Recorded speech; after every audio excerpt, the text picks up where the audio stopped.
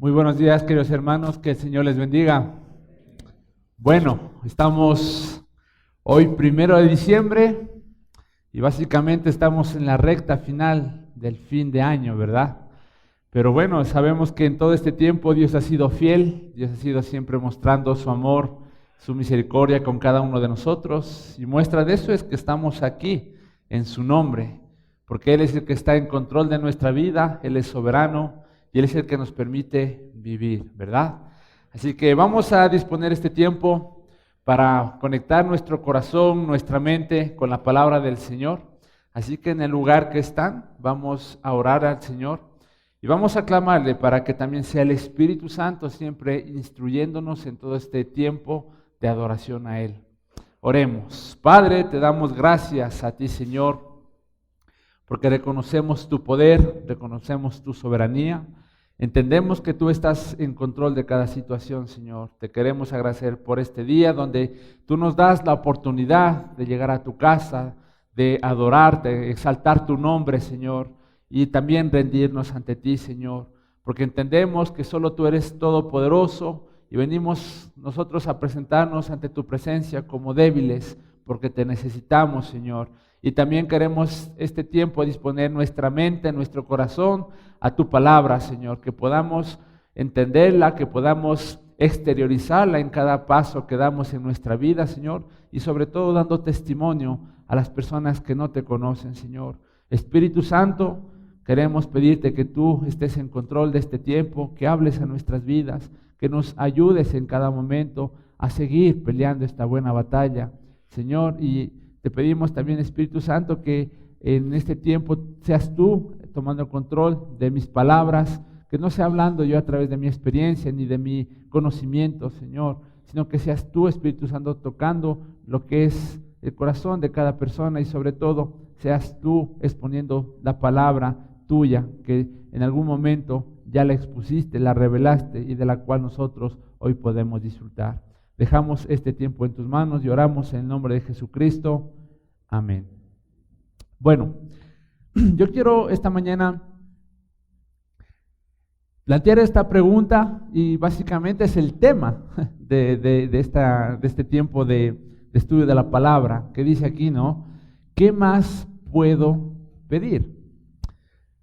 No sé si ustedes se han dado cuenta, pero el hombre por naturaleza casi nunca se conforma con nada. Por ejemplo, en esta época que estamos entrando ya en épocas navideñas, pues las personas se proyectan o se plantean, dice, bueno, tengo un celular que me costó hace un año tanto y es un iPhone 5 y hoy el iPhone no sé cuánto y quiero comprarme ese teléfono, ¿no? O de pronto dice, pues es Navidad y bueno, tengo este carrito y es el momento de que quiero renovar a un año 2019, un ejemplo, ¿no? O qué tal de las personas que, por ejemplo, estamos en el mundo académico y dice, pues ya he sacado una licenciatura, pues ahora voy por la maestría. Una vez que termina la maestría, dice, pues ahora voy por un doctorado. Termina el doctorado y dice, bueno, hoy voy a estudiar otra carrera, ¿no? Y de pronto hay esto, ¿no? Que constantemente el hombre no se conforma con lo que tiene y siempre está pidiendo más. O qué tal, por ejemplo, de los enamorados, ¿no? Está el enamorado y le dice a la enamorada, ¿te puedo tocar el dedo? Ay, qué bonito, le toca el dedo, ¿no? Después le dice, ¿te puedo tocar la mano? Ay, le toca la mano, ¿no? Y después dice, ¿te puedo pedir un beso? Y le da un beso. ¿Te puedo dar un abrazo? Y le da un abrazo, ¿no? Y es así, el hombre siempre ha tenido esta idea, ¿no? De pedir más, de pedir más. Pero nosotros hoy esta mañana nos planteamos esta pregunta y decimos, ¿qué más puedo pedir? ¿Qué más nos hace falta a nosotros? No sé si ustedes se han planteado esta pregunta y en algún momento han hecho conciencia de esto. ¿Qué más pueden pedir? ¿Qué les ha dado Dios a ustedes? ¿Qué tienen a su alrededor? ¿Sí me entienden? Y ya que estamos en esta etapa final de diciembre y estamos próximos a recordar algo que realmente nosotros ya hemos recibido. Aquí tenemos el pesebre. Vacío, ¿no? ¿Por qué? porque ese Jesucristo creció. Y después ese Jesucristo, ¿qué vino a hacer? A morir por nosotros en una cruz. Y cuando yo me planteo esta pregunta, ¿qué más puedo pedir? Y de pronto visualizo estos dos acontecimientos importantes para la humanidad, importantes para nosotros como cristianos. Entendemos primeramente el nacimiento de Jesús, donde se cumple esa profecía que vemos en el Antiguo Testamento, esa profecía que está en Isaías, que tenía que venir Emmanuel, el Dios con nosotros. Y después se cumple esa profecía años después de que el Hijo del Hombre tenía que morir con un propósito. ¿Sí? ¿Qué más puedo pedir? Y eso es lo que vamos a ver hoy, esta mañana. Y por eso les invito a que abran sus Biblias en Efesios capítulo 1, versículos 7 al 12. Y aquí vamos a darnos cuenta de que nosotros ya no podemos pedir nada más, porque ya tenemos algo. Dios ya nos ha dado algo en base a esto, en base al nacimiento de Jesucristo y en base a la muerte y resurrección de Él en la cruz, ¿verdad? Entonces, abramos nuestras Biblias en Efesios capítulo 1 y vamos a dar la lectura desde los versículos 7 hasta el 12. Amén, ¿ya le tenemos? Amén. Y la palabra de Dios dice así, ojo con lo que dice aquí, en Él tenemos la redención mediante su sangre, el perdón de nuestros pecados conforme a las riquezas de la gracia que Dios nos dio en abundancia con toda sabiduría y entendimiento. Él nos hizo conocer el ministerio de su voluntad conforme al buen propósito que de antemano estableció en Cristo, para llevarlo a cabo cuando se cumpliera el tiempo de unir en Él todas las cosas, tanto en el cielo como en la tierra. El 11. En Cristo también fuimos hechos herederos, pero fuimos predestinados según el plan de aquel que hace todas las cosas conforme al designio de su voluntad, a fin de que nosotros, que ya hemos puesto nuestra esperanza en Cristo, seamos para alabanza de su gloria. A la luz de este pasaje, hoy vamos a abordar tres cosas que nosotros ya tenemos. Ya tenemos, después de este evento magnífico que el mundo ha podido experimentar, que es la muerte y resurrección de Jesucristo, y es a través de su sangre. Y la primera cosa que nosotros ya tenemos es esto: tenemos redención y perdón. Y cuando nosotros estamos hablando en esta parte de redención y perdón, aquí tenemos que entender algo. ¿Qué significa redención? Redención, como se define, es el pago para liberar. Y cuando nosotros vemos la obra de Jesucristo en la muerte, la pasión, muerte y resurrección de Jesucristo en esa cruz, entendemos que hay estos dos aspectos: la redención y el perdón. Y la primera parte es esta, que Jesucristo vino a pagar un precio muy alto. ¿A cambio de qué? De su vida y de mi vida.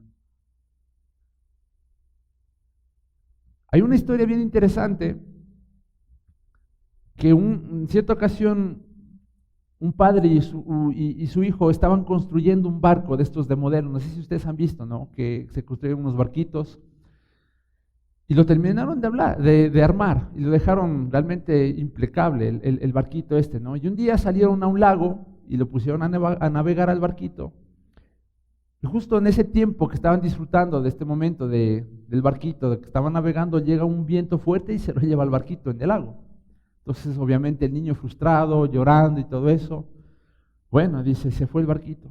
Días después, resulta que él va a una tienda de juguetes y lo encuentra al barco en el mostrador.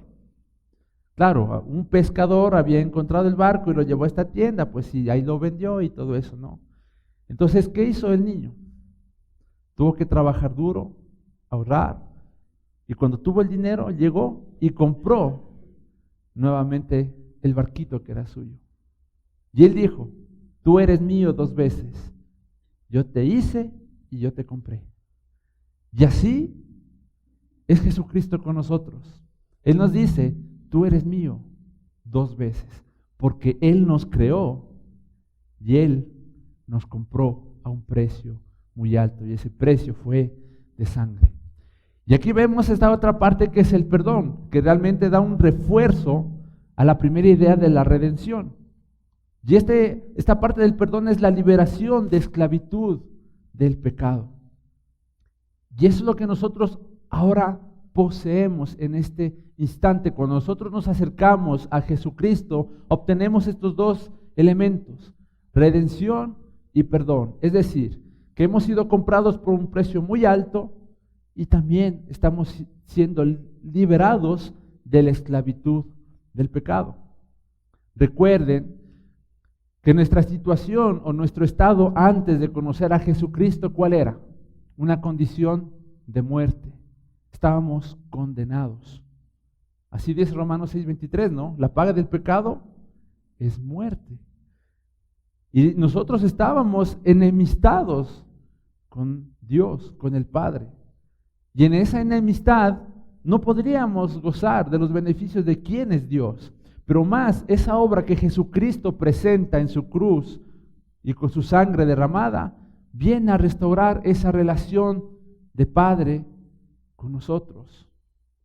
En la mañana estábamos justamente leyendo el Salmo 46 en el tiempo de oración, y ahí decía que Dios es todopoderoso y que no debemos tener miedo, que más bien Él nos va a ayudar en momentos de angustia, de dolor, de sufrimiento, que Él va a estar ahí por los suyos, poniendo su justicia. Pero ahí cuando nosotros leíamos este salmo entendíamos algo bien importante. Dios, ¿por quién viene? Por los suyos, por sus hijos, por aquellos que ya han aceptado a Jesucristo como el Señor y Salvador, y tenemos el derecho de ser llamados hijos de Dios. Y en ese poder nosotros podemos disfrutar. ¿Por qué? Porque sabemos que el Padre siempre está con nosotros. Así que cuando nosotros desarrollamos una vida cristiana, queridos hermanos, y de pronto salimos de aquí, de este lugar, de estas 4 paredes, ¿cuál es nuestro testimonio? ¿Cuál es nuestra fe pública que estamos dando? Y es esta, que nosotros tenemos que revelar a la gente que aún no conoce que hay una esperanza en la cual nosotros ya hemos experimentado, ¿qué cosa? La redención y el perdón. Y qué importante en el versículo 7 que dice, ¿no? Es el perdón de nuestros pecados conformes a la riqueza de su gracia. La gracia de Dios es única. La gracia de Dios nosotros no la podemos medir, no la podemos etiquetar por medidas. La gracia de Dios es inmensa, nosotros no la podemos captar en nuestra mente. Y es esa gracia la que nos abrazó a nosotros. Y es esa gracia en la cual Dios ha puesto el deseo de Él de que ninguno se pierda. Dios desea que toda su creación sea redimida. Pero para poder nosotros presentar el Evangelio, tenemos que entender que esa gracia también está para la gente que hoy no conoce el Evangelio. Y como cristianos no podemos condenar. De pronto hoy la situación, hablando un ejemplo de la comunidad LGTBI, no podemos condenar a esa gente, porque esas mismas personas también se merece la gracia de Dios. O si no, ¿qué diferencia hay entre ellos o con mi vida? Que por ejemplo yo era un mentiroso. Es pecado, ¿me entiende? Pero yo encontré la gracia. Y asimismo, afuera las personas que no conocen a Dios se merecen disfrutar de las riquezas de la gracia de Dios. Pero ahí también entramos nosotros en ese factor de ¿qué cosa? De poder exponer la gracia de Dios, de poder exponer a las personas de que ellos también pueden ser redimidos y perdonados de ese pecado. Qué importante es eso, queridos hermanos, en nuestro caminar como cristianos. Nosotros disfrutamos la gracia de Dios. Y aun cuando tenemos dificultades, tenemos alegrías, tristezas, penas, alguien se va, es la misma gracia de Dios que está actuando. Y esa gracia de Dios, así como es Dios en sus atributos inmutable, esa gracia permanece y permanecerá hasta cuando venga Jesucristo por segunda vez. Pero también aquí quiero mencionar algo.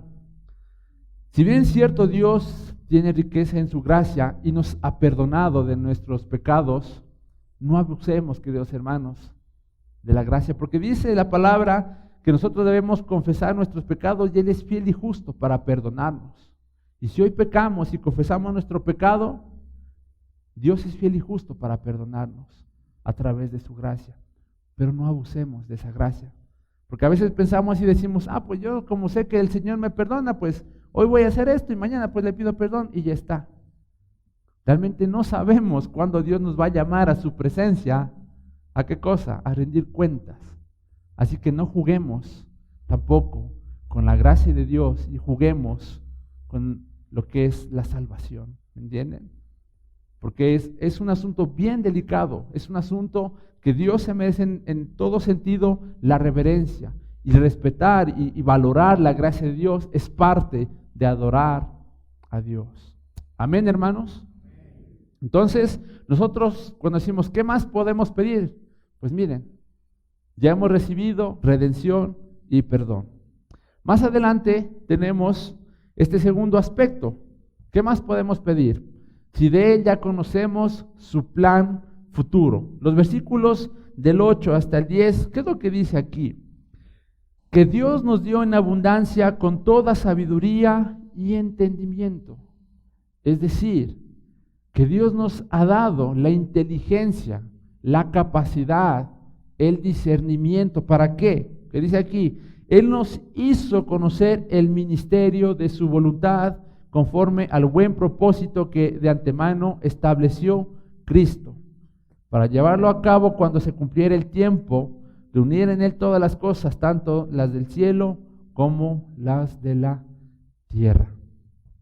Miren, y aquí quiero que abran sus Biblias en Romanos 16, 25, quiero que me acompañen.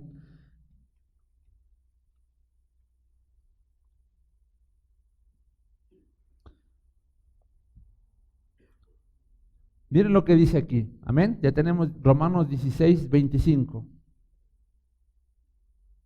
25, 26, ¿no? Dice lo siguiente: el Dios eterno ocultó su ministerio durante largos siglos, pero ahora lo ha revelado por medio de los escritos proféticos según su propio mandato, para que todas las naciones obedezcan a la fe, al que puede fortalecerlos a ustedes conforme a mi evangelio y a la predicación acerca de Jesucristo.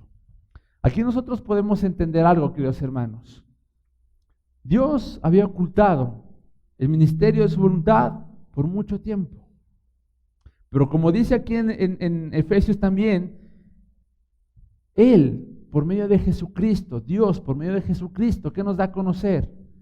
El ministerio de su voluntad. Y cuando nosotros nos acercamos a la Biblia, podemos entender quién es Dios. Podemos entender cómo actúa Dios.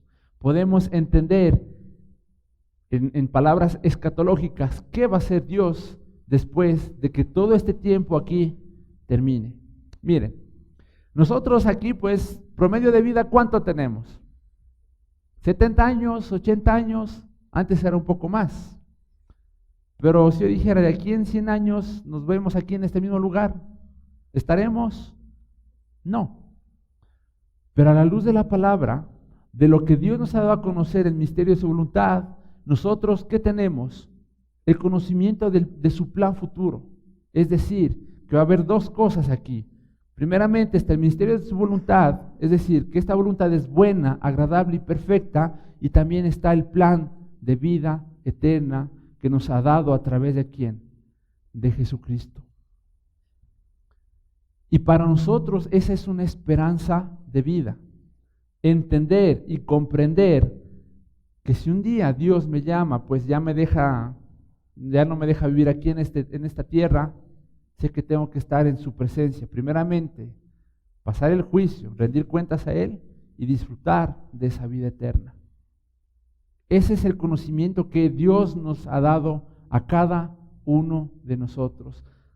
¿A través de quién? A través de su palabra, a través de las Escrituras y sobre todo a través de Jesucristo. Porque ahí entendemos el plan de Dios. Ahí entendemos que Dios, Él dispuso desde antes de la creación mismo que tenía que proveernos a nosotros de qué cosa, de un Salvador. Porque Él ya sabía que nosotros le íbamos a fallar. De ahí entendemos también que su amor es tan grande que Él quiere tenernos en su presencia. Y cuando vemos esta situación, vemos, ¿no?, que Él como dice aquí, ¿no?, estableció de antemano ¿en quién? En Cristo. Es decir, que Él ya sabía y tenía que poner de ley ¿a quién? Al Cordero inmolado, como hoy cantamos en la canción, ese Cordero único, ese Cordero que fue el único capaz de redimir al hombre de la condena. Pero ahí está el propósito de Dios.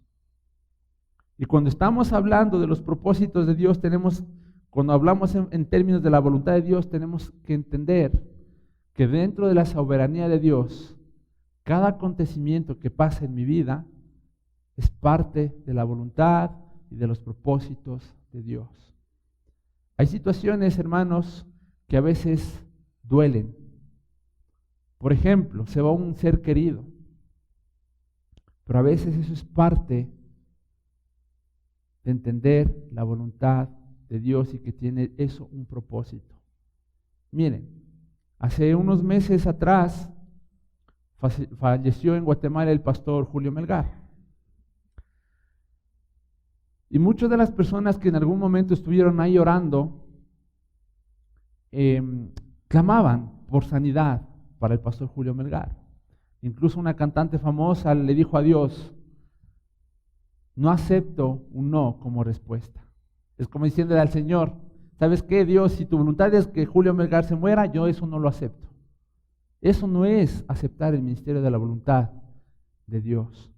Y hubo un pastor amigo que se llama Fernando Solares, fue el único que se acercó donde Julio Melgar y le dijo: mira, pues, tal vez tu vida es como la de Pablo.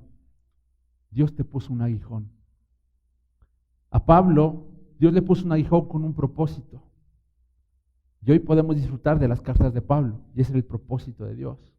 Y él decía, a este pastor Fernando le decía a Julio Melgar: Dios te puso a ti un aguijón en tu vida, y de pronto tú no te vas a salvar, no te vas a sanar, le decía. De pronto tú tal vez te vas a morir. Eso es lo que le estaba diciendo en otras palabras. Y saben, la familia de Julio Melgar se enojó con este pastor, porque lo que le estaba diciendo era como: ¿cómo vas a decir que él se muera cuando todos estamos clamando sanidad? Pero él estaba enfocado en esto, y si de pronto la voluntad de Dios que Julio Melgar muera, y murió. Esa es la voluntad de Dios, pero tiene un propósito. Después la esposa de Julio Melgar se acercó a este pastor Fernando y le pidió perdón, porque de pronto en ese momento se olvidó de que Dios es perfecto, y que las cosas que Dios hace es perfecto y los tiempos son perfectos, y que su voluntad es perfecta. Y es cuando nosotros debemos entender esta situación, que la voluntad de Dios es perfecta. Y cuando vemos en el versículo 10 dice: ¿para qué cosa? Para llevar a cabo cuando se cumpliera el tiempo, reunir en el cielo todas las cosas, tanto las del cielo como las de la tierra. Es decir, que se enfoca en esta situación de la vida eterna, que va a llegar un momento, queridos hermanos, que todos nos reuniremos. Estaremos ahí delante de la presencia de Dios. Pero para estar en ese lugar, en este corto tiempo de este peregrinaje que vivimos aquí en la tierra, ¿qué tenemos que hacer? Obedecer sus mandamientos y cumplir la tarea que Él nos ha dejado. ¿De qué cosa? De poder llevar el Evangelio a aquellos que no lo conocen, para que puedan tener la misma experiencia que nosotros estamos teniendo, de tener esta esperanza de vida, ellos también las puedan poseer. Y cuando nosotros vemos esta parte, que conocemos el futuro de Dios, pues ahí es cuando decimos: no tenemos miedo a la muerte. Como decía un autor, ¿no?, de la Biblia mismo. El morir, ¿qué era? Ganancia, ¿no es cierto?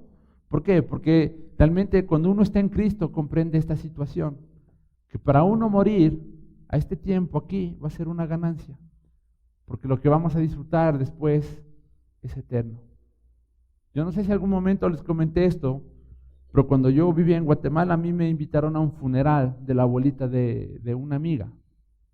Obviamente esta familia cristiana por generaciones, pues ella era incluso bisabuelita y la mamá de ella también fue cristiana y todo eso, ¿no? Y cuando falleció esta señora, yo fui a este velorio y cuando yo entro al lugar, ¿no?, se sentía una paz, una tranquilidad, todos alababan al Señor y le daban gracias. Y para mí eso fue un choque muy grande, porque por ejemplo, cuando yo he estado en funerales en mi familia, siempre ha habido el lamento, el lloro de que se fue. ¿Pero por qué pasa eso? Porque de pronto ahí entendía que en mi familia, por ejemplo, no conocen de Dios, no conocen de esa esperanza de vida eterna.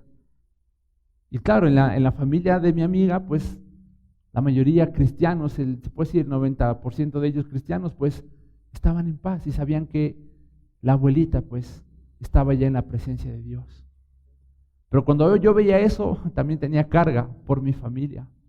Decía, tengo que predicarles el evangelio. Así me rechacen, así me digan lo que sea, es mi deber. Porque también ellos necesitan esa esperanza de vida. Pero como digo, es lo que nosotros ya recibimos del Señor, el conocimiento de su plan futuro. Luego tenemos el tercer aspecto, que tenemos una herencia eterna. Los versículos 11 al 12 dice lo siguiente: en Cristo también fuimos hechos herederos, pues fuimos predestinados según el plan de aquel que hace todas las cosas conforme al designio, nuevamente que dice aquí, de su voluntad, a fin de que nosotros que ya hemos puesto nuestra esperanza en Cristo, seamos para alabanza de su gloria. Cuando estamos viendo el estudio más profundo de este pasaje, aquí nos damos cuenta que están hablando los judíos, de que ellos están recibiendo esta esperanza de Jesucristo, de que ellos son los privilegiados, que son los predestinados. ¿Para qué? Para formar parte, ¿no es cierto?, del pueblo de Dios. Pero cuando nosotros avanzamos en los estudios de la Biblia, vemos que no solo eran los judíos los que se merecían la salvación, sino también pasan a ser parte, ¿quiénes? Los gentiles. Y ahí es cuando nosotros entramos dentro de ese plan de Dios, de que realmente es toda la humanidad, ¿no es cierto?, el que puede beneficiarse de qué cosa, de ser heredero por medio de Jesucristo. ¿De quién?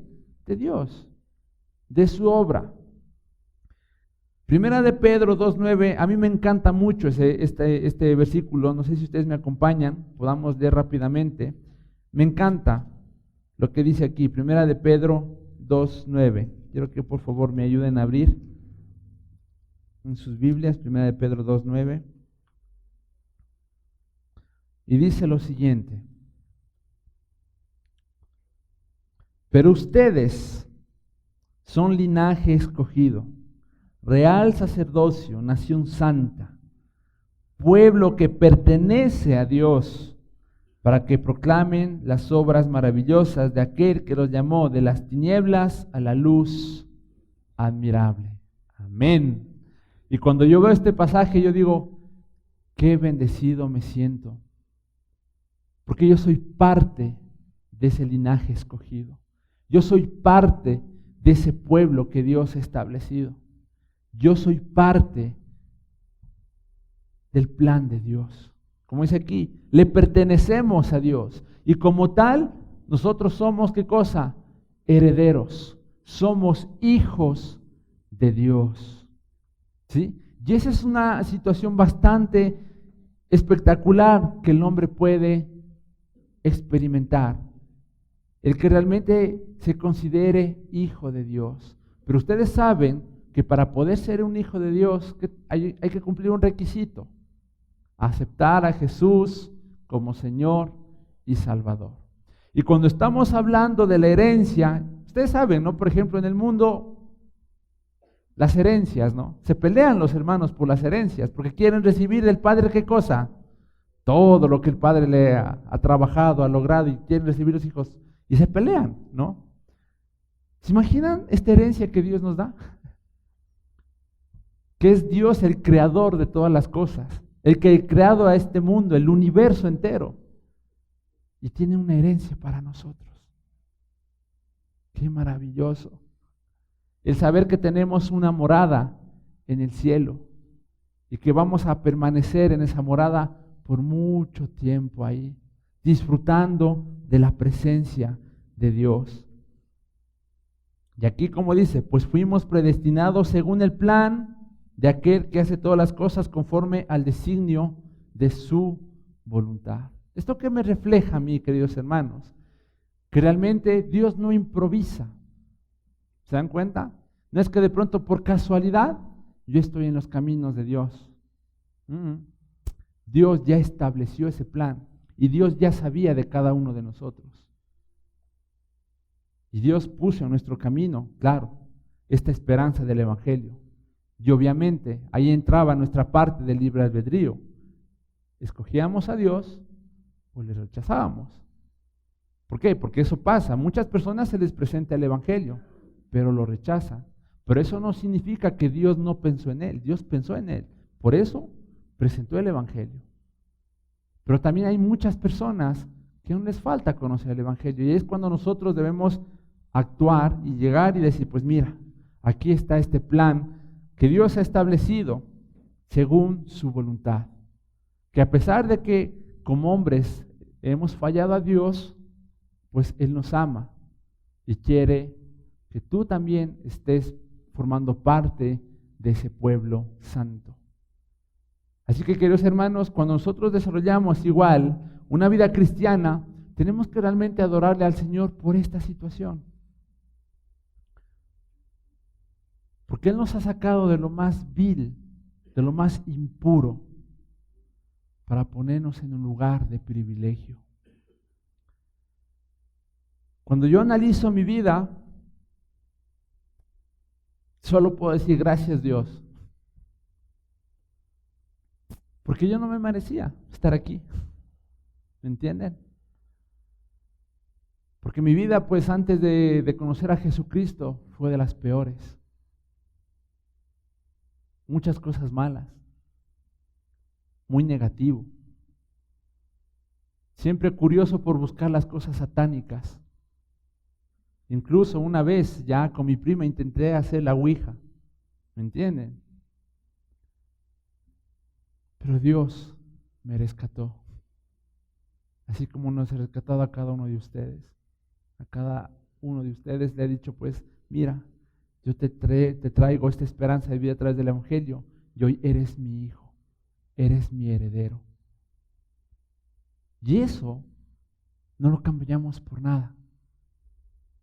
Y más adelante en el versículo 12 dice, a fin de que nosotros que ya hemos puesto nuestra esperanza ¿en quién? En Jesucristo, seamos para alabanza de su gloria. ¿Qué tenemos que ser? Para alabanza de su gloria. Aquí hay un mandato bastante importante. ¿Qué significa para el creyente ser para alabanza de su gloria? Que realmente nosotros en nuestra vida debemos reflejar este agradecimiento. Con nuestra vida debemos reflejar que realmente estamos agradecidos con el Padre porque Él nos ha dado ya una herencia a través de Cristo Jesús. Y eso no es solo de un día, queridos hermanos. Ser para alabanza de su gloria implica 24 horas al día, los 7 días de la semana, los 365 días del año. Eso significa para hacer alabanza para su gloria, que con nuestra vida, día a día, perseveremos, luchemos y seamos constantes en alabar a Dios. ¿Y cuándo alabamos a Dios? Cuando hablamos de Él. ¿Cuándo le alabamos a Dios? Cuando presentamos el Evangelio. ¿Cuándo le alabamos a Dios? Cuando aportamos para su obra. ¿Sí me entienden? Hay muchas maneras de alabar a Dios. Y yo sé que Dios está tocando en la vida de cada uno en su corazón. Y si Dios le está poniendo en el deseo suyo, en algún área específica dentro de la obra de Dios, querido hermano, hágalo. No se quede paralizado. Forme parte de la obra de Dios y dé constantemente esta alabanza que Dios pide de nosotros todos los días. ¿Para qué?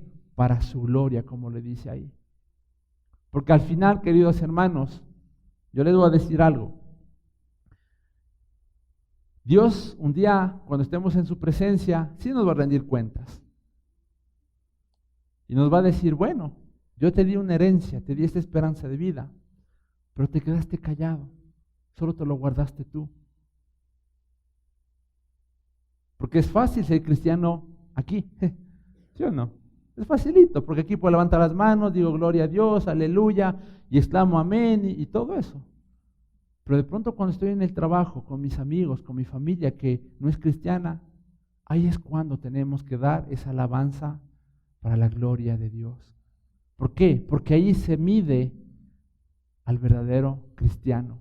Ahí como diríamos, se examina cómo está el carácter de cada cristiano. ¿Sí me entienden? Pero ahí es ese trabajo que cada uno de nosotros tenemos que desarrollar, queridos hermanos.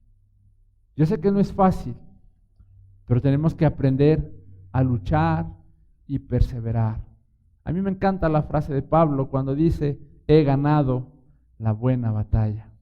Porque en el transcurso de la vida de Pablo, ¿se acuerdan quién fue Pablo, no es cierto? Saulo, era un perseguidor de la iglesia. Conoce a Jesucristo. ¿Y él qué hace? Vuelve hacia el mundo gentil para predicar el Evangelio. Y la tuvo fácil, ¿no es cierto? No, ¿verdad? No la tuvo fácil. Muy difícil, muy complicado. El mismo hecho que les mencionaba anteriormente de ese aguijón que él tenía, algunos expertos eruditos se mencionan que era una enfermedad que él tenía como migraña y dolor de cabeza. Realmente no la tuvo fácil. Tuvo que aprender a perseverar y cada momento él daba la alabanza a Dios para la gloria de Él. ¿Me entienden? Y así es nuestro llamado. Tenemos que perseverar, tenemos que luchar para dar esa alabanza a Dios constantemente. Entonces, mis queridos hermanos, si ustedes pueden ver, yo nuevamente les hago la pregunta, ¿qué más puedo pedir? Yo quiero concluir con esta frase. Si Cristo es suficiente. Cristo es suficiente, queridos hermanos. Yo realmente en mi vida no puedo pedir nada más. Dios me ha dado todo. Su perdón. Me ha dado una esperanza. Me ha dado una herencia. ¿Qué más puedo pedir? Cristo es suficiente. Y cuando entendemos esto, queridos hermanos, lo entendemos con bastante convicción, podemos ser luz en medio de las tinieblas. Podemos ser luz en medio de una sociedad que está cegada por el pecado. Podemos ser luz en medio de nuestra propia familia. Cuando entendemos que Cristo es suficiente para mí. No importa si el mundo se derrumbe. No importa si la tierra termine. Yo vivo confiado de que Cristo es suficiente para mí. Porque ya si un día dejo de existir aquí en esta tierra, estoy seguro de que estaré en la presencia de Dios. Y es la convicción que cada uno de nosotros tenemos que tener, queridos hermanos. Y esto, como les diría yo, es el núcleo del motorcito de mi fe. el entender que solo Cristo es suficiente para mí. Esto es lo que ese motorcito que a mí me impulsa a qué cosa, a estar comprometido con su obra, que me impulsa a qué, a buscarlo cada día a través de la palabra, de la oración, a través de la comunión entre hermanos. Es esto, entender que Cristo es suficiente para mí. Y cuando yo entiendo que Cristo es suficiente para mí, vuelvo atrás y recuerdo esa cruz donde Él murió por mis pecados, por sus pecados, a fin de darnos una esperanza. Así que si en su vida de pronto hay una situación que lo está desviando de los caminos de Dios, recuerde esto, que Cristo es suficiente para usted. Yo no sé cuál sea la situación que hoy está pasando en su vida, pero recuerde que Cristo es suficiente y Él va a proveer lo que necesite. Y si Él quita algo de nosotros, recuerde que Cristo es suficiente. No podemos cuestionar los planes y los designios de Dios, porque son más grandes que los nuestros. Amén. Así que, queridos hermanos, vamos a terminar este tiempo con una oración y vamos a darle gracias al Padre, porque realmente nosotros, en nuestra capacidad de pecado, estábamos totalmente muertos y no podíamos hacer nada. ¿Para qué? Para reconocer que había una esperanza para nosotros. Pero más Dios se reveló y se mostró para darnos esa esperanza y nos rescató. Y llegó su Espíritu Santo y tocó nuestro corazón que estaba cargado de tinieblas. Entendamos eso, queridos hermanos, porque por nuestra propia cuenta no podíamos, estábamos cegados, pero más Dios llegó y mostró una esperanza para usted y para mí, y esa es nuestra convicción. Amén.